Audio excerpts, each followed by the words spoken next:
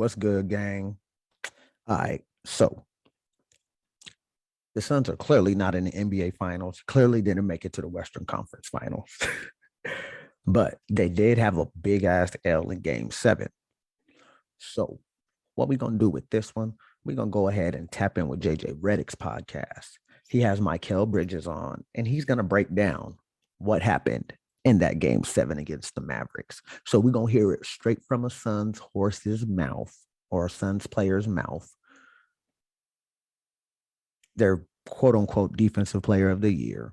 So he's going to tell us where the breakdowns came from, the miscommunications, all that good stuff. Y'all go ahead and like this video, leave y'all comments, and let's get straight to it. Mikal Bridges, tell us what happened, man. What happened? What happened in the Dallas series? I don't know. It was up, and then it was a good series. Like, I think when we went up 3-2, I think we had a feeling we all thought we was going to win in Dallas. And then, once they won, it kind of like, now it's like, even though it's home advantage, it's like, better than me, like game 7 is just like, now it's up for grabs. Like, I don't think you even feel the home court advantage as much because they're so confident. And now it's like, there's really nothing to lose, and they're just gonna go out and just play the way they've been playing. And it got real scary. I remember I just looked up, I just felt they were just scoring every time, and just goddamn Theo and all of them. I could hear them. I could just hear them every time they score, and just the energy every single time. And we're not scoring that much, like at all. I just look up. I just see the score. I'm like, man, going to half down 30 is just ridiculous. And now it's just like coming back out. Like you gotta start off hot, like out the jump street the third. Like if not, then you really have no chance. And then, man, we couldn't even score coming out, and they just kept going. Everybody had their rhythm, and I mean, credit to them, man. Everybody played really well. But yeah, it's just didn't think that would have happened. Never did think that, especially Dallas. Like Dallas is good. But like I don't remember, like besides this playoffs, I don't think I lost them in like the Suns haven't lost them in years. So it's just like every time we play them, we're like, oh, we have their number. Well, you didn't have their number this year. I'll tell you that. See, and that's what I said at the beginning of this series when I seen that the Suns were gonna end up playing the Mavericks. I straight up said, this shit is going to be an old school matchup. It's going to come down to game 7. Who wants it more? It ain't we got their number. No, bro, I don't give a fuck. Real niggas know when it comes to them classic ass NBA matchups, them game 7s against anybody's game. And clearly, it wasn't y'all game, Phoenix.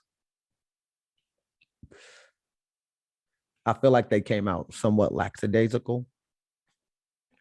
But like Mikal said, man, they was hitting everything. Dallas was hitting everything. Yeah. Can't stop that. The motherfuckers got us. I was going to ask both of you guys this. Mikal, JJ and I were talking about this a little bit when we were watching Game 7 this past weekend. Is there something to be said, JJ, you've been in a bunch of Game 7s in the playoffs, there's the road team has an advantage sometimes because it almost feels like you're playing with house money. Like everyone thinks the home team is going to win, and so they get tight a little bit. It's just you could. It's always sometimes tough at home where like somebody going to run or whatever, and then you miss it. You can hear your crowd. Oh, damn! Yep. Hell yeah. You feel that energy. Yeah, we know. So now it's like a little mental to you. On the road, you miss. They're cheering. They're cheering. And then you're here, man, fuck that. I'm gonna make the next one. Fuck that. They think I missed. Okay, I'm gonna make the next one. So it's just like it's that little bit of feeling sometimes where like you just have just a little more pressure. Cheering, like hell yeah. Shoot that. And the crowd knows it too, and they got their emotions. So once you start missing and you hear them sighs, and just now it starts to get to people sometimes. They must have felt got like to in a y'all big playoff fucking series time as because the visiting they would team. sign their ass off down 30 at Game the half. 1 Them Phoenix fans was and Game mad. 7 are similar in some ways because the expectation for the home team, the expectation for the home crowd is that they are going to win. You are going to win that Facts. game. And when things start going south, there's a palpable tenseness in the arena. And from watching that game, I felt that tenseness. Everybody could. That lack of just free and clear. As athletes, we play our best when we're free and clear. And you guys in particular, especially in that first half, just it felt so cluttered. Whereas Dallas, on the other hand, felt free and clear. Are you? I'm not. This is not meant to troll you. I just. This is a legitimate question as someone who knows you. No, Were you embarrassed by Game 7? Oh, I would have been. Were you embarrassed by that game? I know you're not. Before he even answered, y'all answer that. If y'all was him, would y'all have been embarrassed about that Game 7? If y'all was a Suns player, would y'all have been embarrassed about that Game 7 loss to the Mavericks? Yes or no? That's all I want to know. Yes or no? Would you have been embarrassed to be a player on that team? Embarrassed that you went 7 games with the Mavs. I know you're It's not the embarrassed embarrassing that the part Mavs that beat you you or that you shouldn't be lost. embarrassed It's about the the 30 season you fucking guys had point loss. coming off of finals appearance. I'm not saying you should be ashamed of anything, but in particular that Game 7, was that embarrassing during, after, in the days after? For sure. For Okay, sure. he real with it. He real with it. Man, it's going to be known just every time somebody talks about a Game 7, you just know it's going to be thrown there. It's going to be there. I don't know if I don't know if it set a record or anything like that. So if it did set a record, then you're really going to see it all the time. But other than that, like, you're just, whenever it's Game 7 or even just playoffs in general, just like, you know, the first thing is going to, you already know, JJ, like with teams you've been, like, you know, all they remember is going to be that Game 7. You know, like even the series, they're just going to remember that Game 7. It's like, well, yeah, everybody's going to next remember year, the Suns you're ready losing for by next year. All 30 they're in going to talk Game about 7 being the 1 seed. You remember what happened Game 7, you know? So Forever. I don't know, man. I was definitely embarrassed. And, forever. You know, it sucks. We had Tim Legler on the podcast to talk about all the playoff series, and the timing of it was that we recorded it after Game 2 of the Phoenix Dallas series. And when we got to your series, he brought up a play with Booker where he left his hand up on a 3 in the corner. You guys were up a bunch of points, and his comment, which stood out, was something along the lines of, I don't know why you have to do that. You're just so much better. And that part of the comment, I don't think anybody really bat an eye at. Like, I Deep felt down, you that guys means were a lot. much better than the Mavs. I think the general basketball world expected you guys to win. Hell yeah. But give them credit. From your perspective, from your team's perspective, what changed after that second game? Because even in Game 5, Game 6, which obviously was in Dallas, like even those 4 games in between Game 7, that was as good game-to-game adjustment as I saw from a team in this year's playoffs. Sure, they just they made it tough, man. Like, just made it tough on like our main guys, you know, C and Book. They just made it tough on them, you know. And we're used to the adjustments and stuff, but I mean, they did a great job. And then when they were at home, They didn't hit no shots. That's really what it was. Suns didn't hit no shots. But he said he was embarrassed. you know, them guys getting their Oh, confidence. Booker. I think, Luka was talking always his credit shit though. Finney for what he does, just being in the same role as him and understanding that. Like the game he had in Dallas when he like had 30, like I know the same way, like if I was in that position, and Steve say, I can't tell you if he was struggling too much at home. I mean, on a road against us, but as a player, especially in this position, like I don't get the ball that much. So he don't get the ball that much. But now he's making shots. Now it don't even matter going to the next games. Like if I don't touch it for 10 possessions, I would still feel like I'm hot no matter what. Like no matter what. And I just knew like when that happened, it's just like, all right, now you already got Luka, you got JB. I think JB getting a rhythm because he struggled, I think, like game 1 or game 2, him getting rhythm. And then shoot Dinwiddie, man. Like I give credit to him. Dinwiddie gave him problems. Hey, you being 100 right now, I respect this.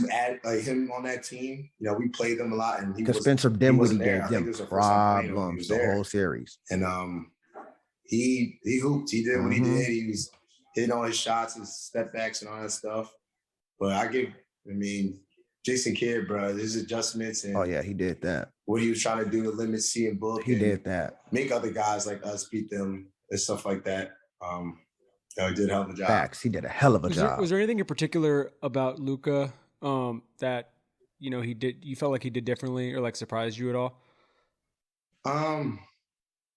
No, not really. I think sometimes him being so close to the rim, because they space out, when they put Cleaver in and they space out, like him being so close, and he's big, he's tall, he got strong, the ability to move, get through people, and like he can get through your 1 through 4, and possibly your 5. Step so slow and get you just to leave your feet, and it's over. So sometimes I think we did so well.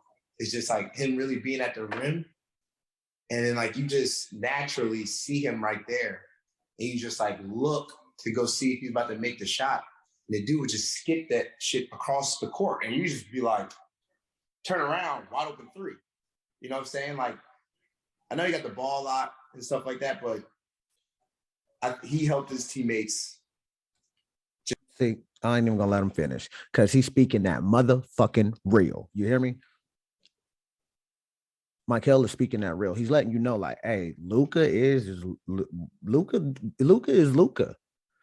And he doesn't really think about himself. Like he just said, he'll be going up for the shot and then he just pass it to his teammate. Teamwork make the dream work, and Luka knows that. That's one thing that he has that advantage. He knows how to use his teammates, unlike some players. They think they got to make all the points. Just get rhythms, even though when he might have had a layup or a little midi or in the paint, like. So I give him credit. Yeah, he catch rhythm fast. That was different because that was messing me up sometimes. Obviously, I got better at it like during the series, but that whole thing, just slow 1-2 and still doing everything he's doing, and then still finding people when he has a lot of layups. So. Hitting shots you think he ain't gonna hit. Yeah, all types. I talked about this with Mark Jones on the broadcast of Game 6 in Dallas, because Mark Jones made the point with Jalen Brunson and a lot of Villanova guys, how they always play off 2 feet. They play out of their pivot game. They don't get caught up in the air, and with no real plan and sort of making the decision in the air. And Luka's sort of the opposite of that. He's really as good as anyone, especially going to his right hand, where he'll do 1-2 slowly, get up in the air, and he is looking at everyone's head. And if your head is on him, he's whipping that pass. The other thing that was really impressive to me, and he did this even in the Warriors series, was when he is making those kick out passes, they're almost all. It doesn't matter if he's throwing. I don't care what JJ got to say. All right, but that's gonna do for this one, man. But yeah, like Mikal said, Luka does what Luka does, and they tanked, bro. He said they tanked. They couldn't hit shit. They was making everything on the Dallas side, and it is what it is. But y'all go ahead and like this video, share this video, drop a comment. Appreciate y'all tapping in. Much love. Be sure to like, comment, subscribe, click that bell so you know when I'm dropping a new one. This your boy Weasel, and we out this thing. Yeet.